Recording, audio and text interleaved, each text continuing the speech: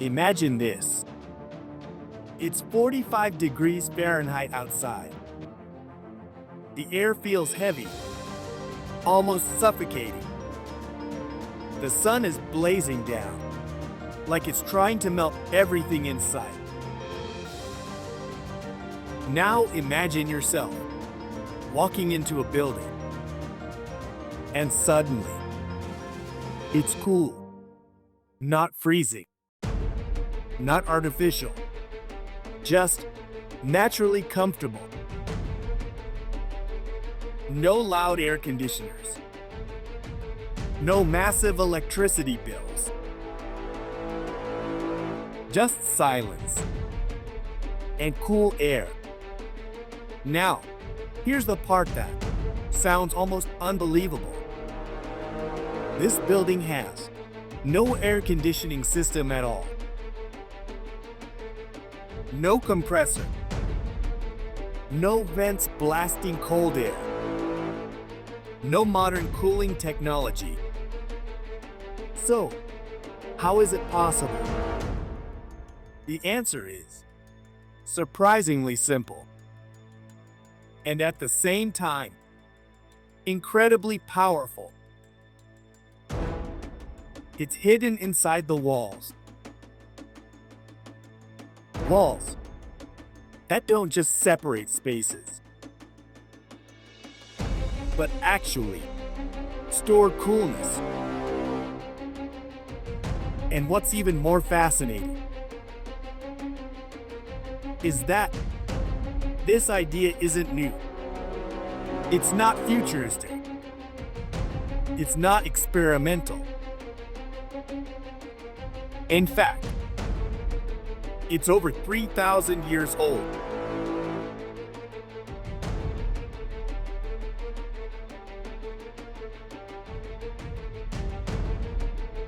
Let's start with a real-world example. There's a building in California, located in a region where summers can get brutally hot. Normally, a space like this would rely heavily on air conditioning, running all day, consuming massive amounts of electricity. But this building does something completely different. It stays cool without using any traditional AC system. So what's the secret? The answer lies inside its walls. Hidden within the structure are large water-filled tanks, carefully integrated into the design. At first glance, they don't look like anything special. But these tanks are doing something incredibly important. They're acting as thermal storage systems. Here's how it works. Water has a unique property. It can absorb and store heat much more effectively than most building materials. So during the day, when the sun is heating up the building, instead of that heat immediately raising the indoor temperature, the water inside these walls absorbs it. Think of it like a sponge. But instead of soaking up water, it's soaking up heat.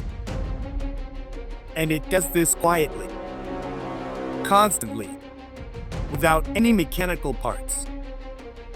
No noise, no energy consumption, just pure physics.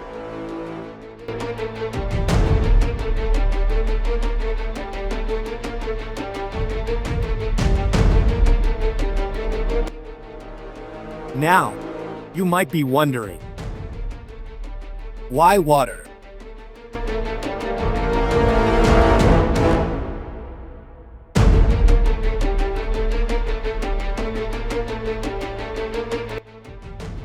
Why not concrete, or brick, or steel? The answer comes down to something called thermal capacity. Water can store a huge amount of heat energy.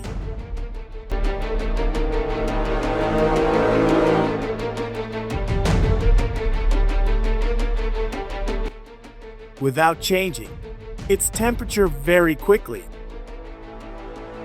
compared to materials like concrete or metal. Water is far more stable when exposed to heat. Let's make this simple.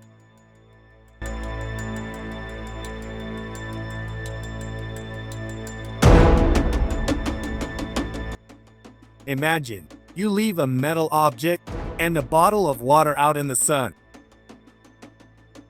After a short time, the metal becomes extremely hot to the touch. But the water, it heats up much more slowly. That's because water absorbs heat gradually and releases it slowly as well. This creates a kind of natural balance. During the hottest part of the day,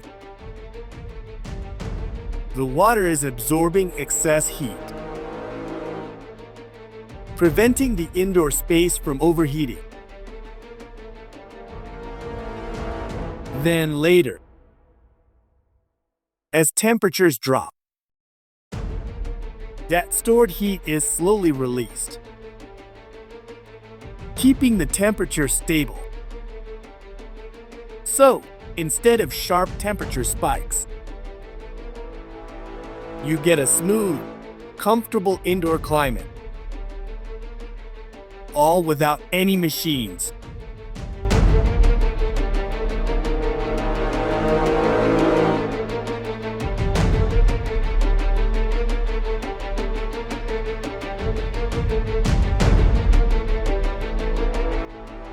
Now, let's bring this into a more human perspective. Imagine a family living in a region where summers are intense.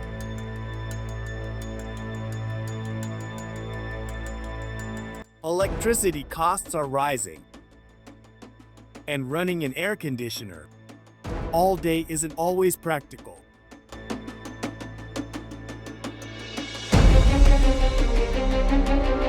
Every month, the energy bills keep climbing, and during power outages, the heat becomes unbearable. Now imagine that same home.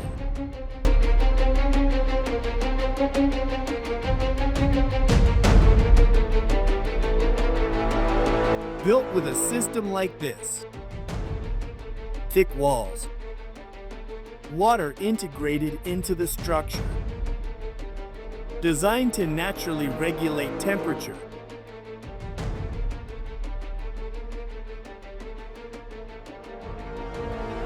During the day, the house stays cooler, even without AC. At night,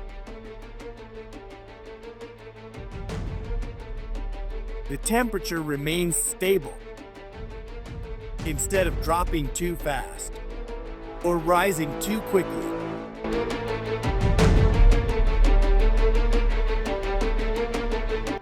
It's not just about comfort, it's about independence. Less reliance on electricity, less stress about bills,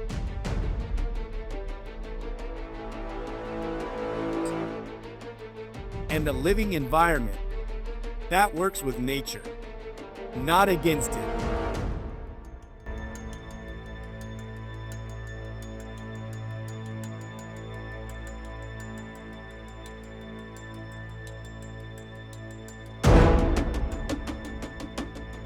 What's even more fascinating is that this idea isn't new at all. Thousands of years ago, ancient Persian civilizations were already using similar concepts. In extremely hot desert climates, they developed advanced cooling systems without electricity, without modern tools. One of the most impressive examples is something called wind catchers.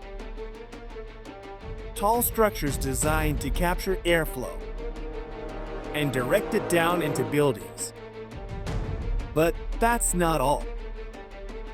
They also used underground water channels, known as canals. These systems brought cool water from underground sources, helping to lower temperatures naturally.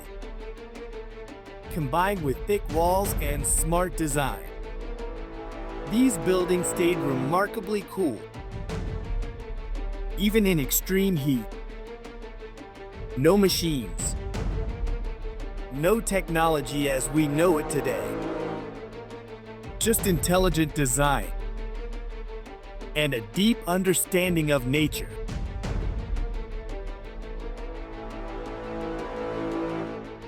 So here's the big question. If this works so well, why don't we see it everywhere today? Modern buildings are designed differently. They rely heavily on quick solutions, like air conditioning. It's fast, it's convenient, but it comes at a cost. High energy consumption, environmental impact, and complete dependence on electricity.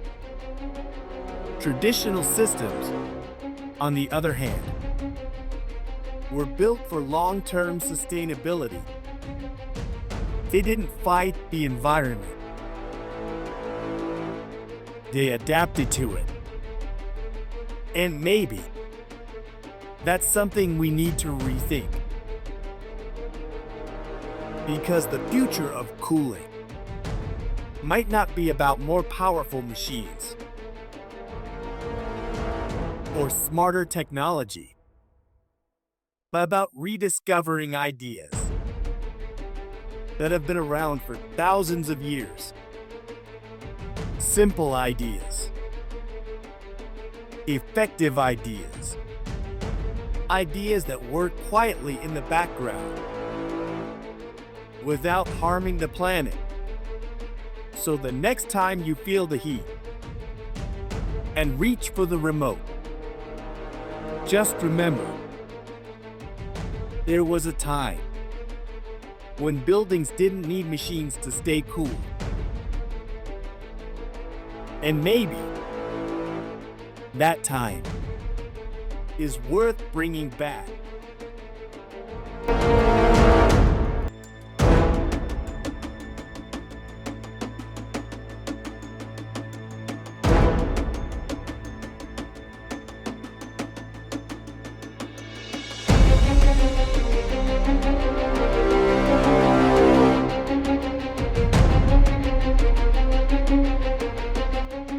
But behind all of this, there is a simple scientific truth. Cooling doesn't always require energy consumption.